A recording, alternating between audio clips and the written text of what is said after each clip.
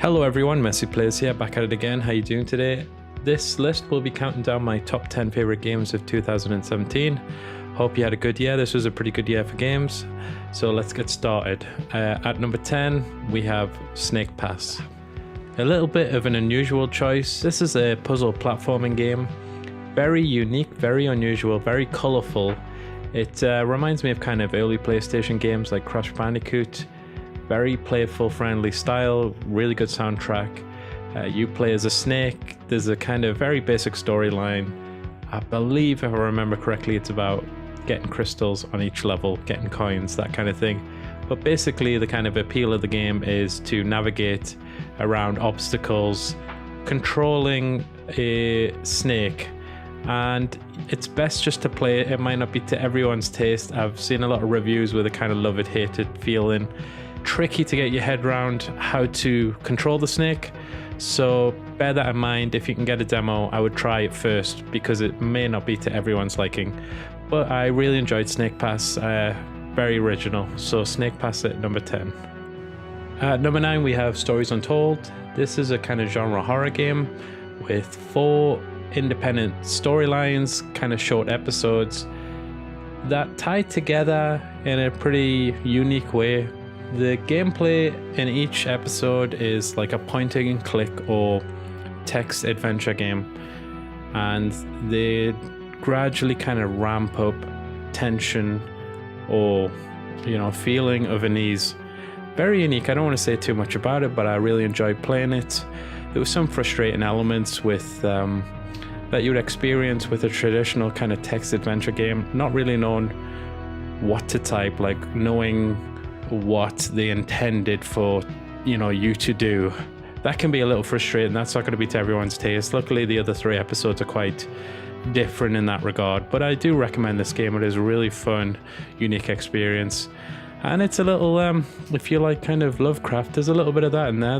It's very creepy. So Stories Untold, I would definitely give it a try.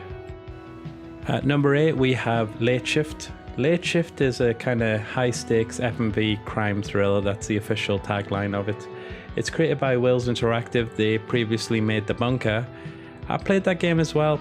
It's okay. It's kind of mediocre, but this game is a massive step up from that game.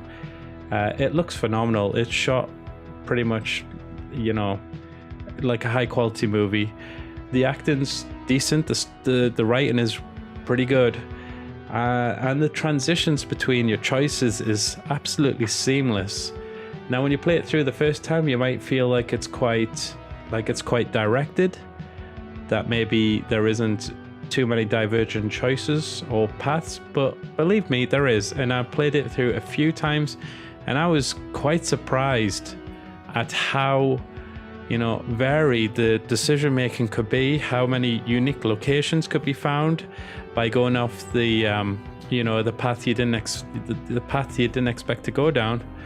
So it has high replayability value. I would really recommend this game, especially if you wanted to play with someone who's maybe not that interested in games generally. It's very casual friendly. You could play it with family members, or get your grandmother to play it.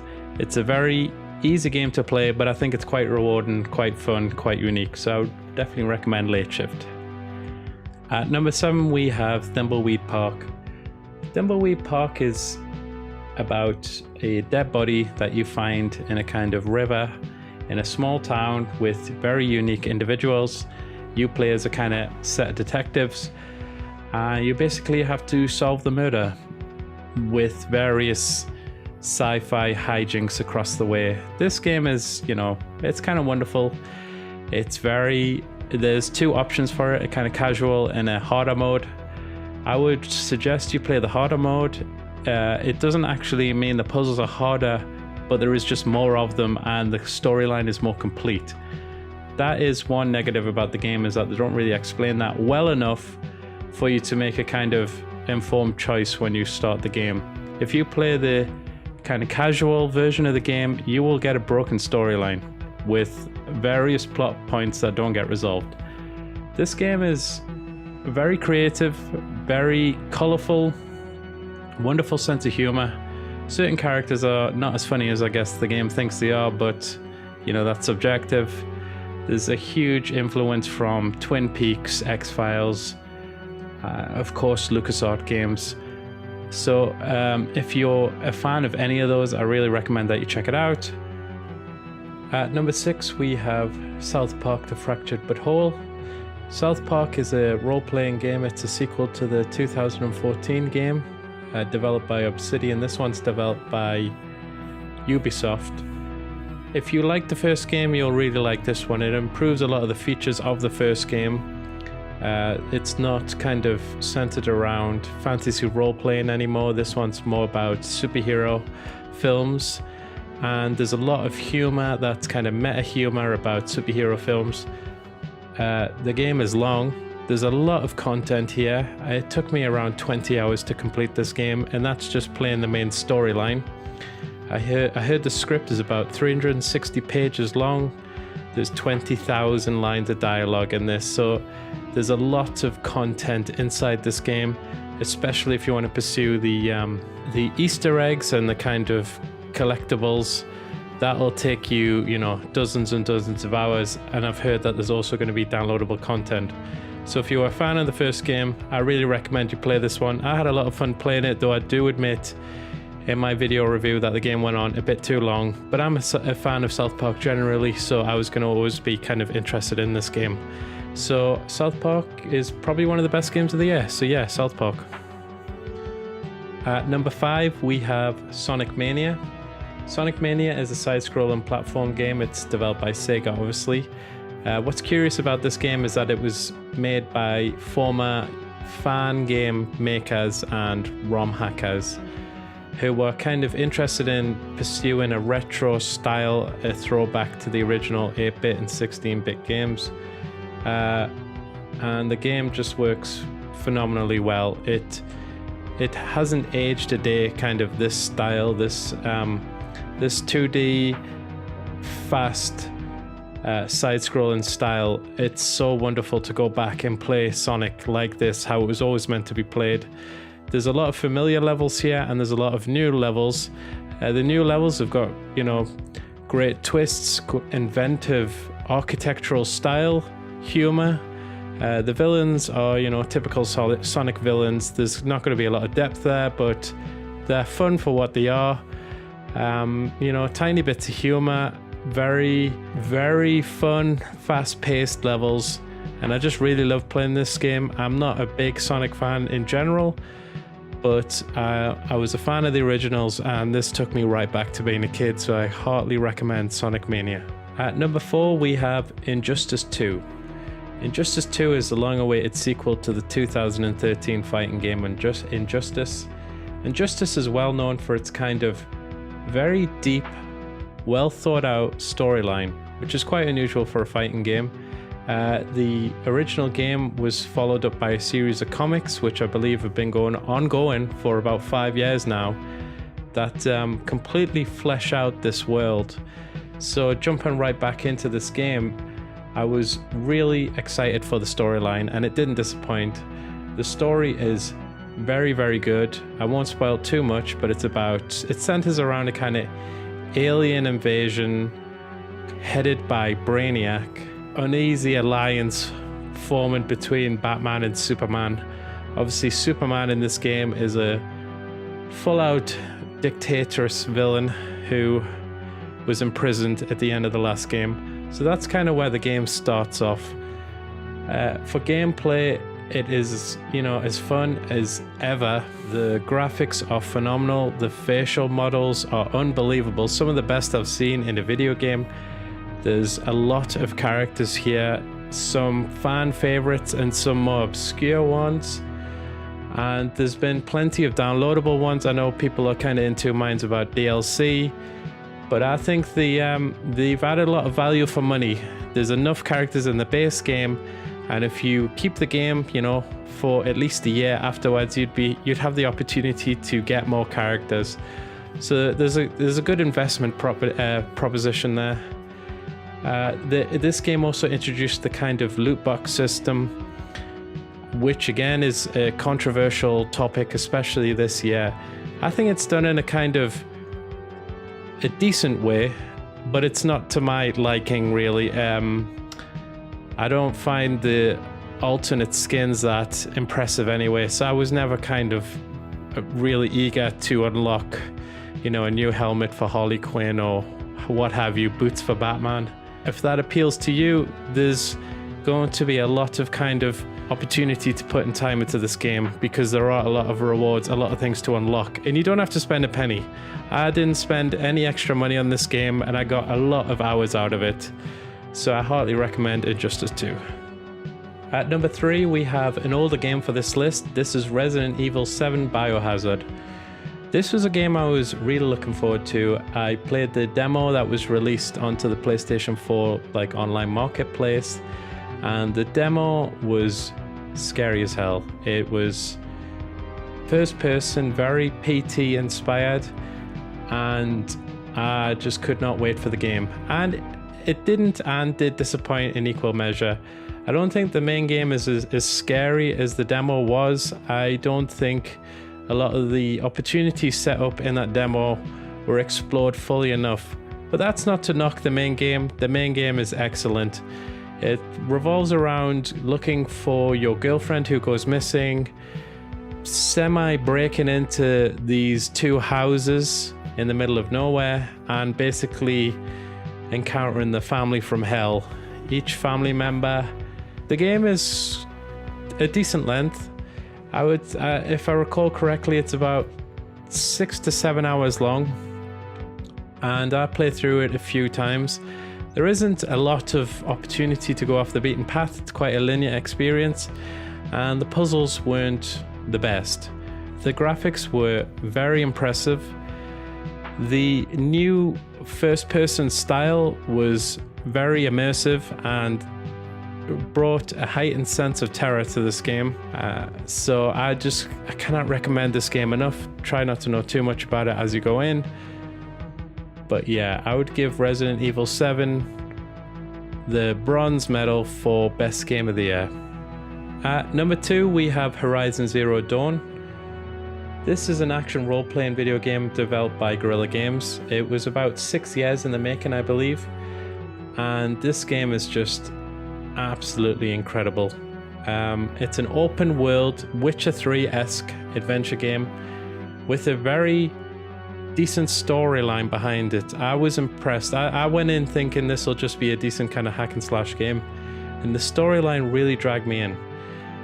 I won't spoil too much about it, but basically you're a young girl born and raised in this kind of post-human era where AI robots the size of dinosaurs roam around in a kind of, you know, in the ruined towns of old humanity. And the game is beautiful. Usually post-apocalyptic games center around how dark and dirty and kind of radioactive everything is, especially a game like Fallout. This game really emphasizes the beauty of nature. Many times you'll just pause the game and look at kind of what's happening, and it's like a wallpaper. It's so serene and beautiful, and you want to explore this world. There are some downsides to this. The world isn't kind of as interesting as it could be when you explore it. You start to realize there's not many things you need to be hunting for, collecting, or, you know, looking in the shadows for, and that disappointed me a bit. There are a lot of ways you can directly compare this to Witcher 3. I go into it more in my review on the actual game, but I definitely think it needed more things in the world dotted around that would have been a reward for exploring as much as I had wanted to. I got a little bored with the game, but I put so many hours into this game, you know. It thrilled and entertained me way past many other games did this year. I must have put at least 20 hours into this game. Voice acting is incredible. The detail on the animations is incredible. You just look at videos and GIFs of this game and you think, is that really a game? Sometimes it just looks like real life. It's crazy. So I have to give Horizon Zero Dawn my silver accolade of best game of the year 2017. And at number 1 we have Cuphead. Cuphead is a run and gun indie video game, and it was developed by Studio MDHR, who are a Canadian company. This game centers around 2 friends called Cuphead and Mugman. The storyline unfolds like an old kind of fairy tale storybook. They are living in a kind of quiet, peaceful part of the, I guess, countryside, and they wander into the Devil's Casino, play craps, and lose their souls. And the game centers around you trying to reclaim your souls by defeating different bosses. I believe there's around 30 bosses in the game. The boss fights are the best part of this game. They are so well crafted, animated, and designed. The animation is obviously based on 1930s cartoons by the likes of Walt Disney and Fleischer. I think that's how you say it, kind of the Superman DC cartoons. Each level has a unique boss with its own kind of animating style, interactive background, and it just looks wonderful. It's hard to not just heap praise on how this game looks. There's a real hand-drawn art quality to this, where you can feel the love poured into every frame of animation. It never looks like it's kind of been phoned in or made cheap. The entire game has this just loving quality, and it's hard not to mention the music. The soundtrack, I believe, has around 50 tracks, and it's so good on its own. Whoever that guy that did the music is, give him, I can say the name here, it's Christopher Madigan. Give that guy just a medal and a suitcase full of money, because this guy really brings this game alive, and I just cannot heap praise on it enough. You need to try this game. Bearing in mind, it is very, very difficult. This is a hard game, but it's not a cheap game. It's not an unfair game. You will not just lose because the game is, unreasonably difficult. It will always give you a chance to get better. And when you complete this game and you go back to those early levels, you sail past them because you get so much more attuned to this game's design and system. And that's how you know you played a brilliant game. When you can go back to those early levels that you died, 30 times in a row on and do them first time, you will do that on this game. I hope you enjoyed this list. I know there's probably been some notable absences. Unfortunately, I don't own a Switch or an Xbox One, so any exclusive games to those, I just haven't had a chance to play. So I'm really sorry if your favorite game isn't here. This is not a remark on its quality. I have literally just not been able to play it. I have a Patreon if you'd be interested in having me try out any game you want. Obviously, that's up to you. You can do that. And I would be extremely grateful for kind of any donations or funds, but I can heartily recommend all these games on this list, and you will not be disappointed. And if you are, just leave a comment saying how angry you are because I wasted your time. Hope you enjoyed the video, guys. Take care, and I'll see you later. Goodbye.